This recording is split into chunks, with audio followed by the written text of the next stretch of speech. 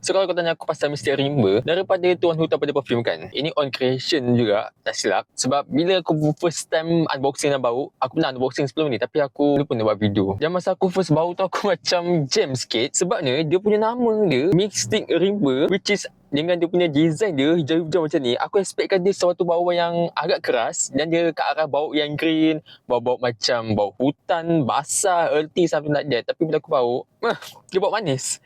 Dia bau manis, orange blossom dan ada macam sikit-sikit bau, sikit je bau macam bau sabun yang bersih dan sedikit segar. Tapi bagi aku lebih dominan bau manis. Macam manis orange lah boleh kata. Sekejap aku cuba bau balik. Bismillah. Bau dia manis yang lembut, macam bagi aku unisex tapi lebih leading more to feminine lah. Dia ada macam bau macam unsur-unsur green sikit. Dia senang kata macam ni lah. Aku boleh bagi dalam satu bayangan yang paling senang lah.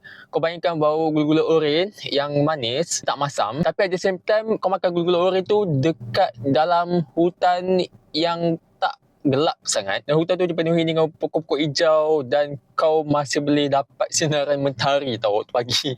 Lebih kurang macam tu lah. Nak pakai outdoor boleh, tapi outdoor terik tak disarankan lah. Indoor tak ada aircon, indoor ada aircon boleh. Dan bau ni kalau kau nak bawa pergi dating macam boleh juga. Sebab dia bau manis yang bagi aku sedikit menenangkan dan bagi aku sedikit segar. Itu je lah aku nak pandangan tentang Mr. Rimba daripada Tuan Hutan ni.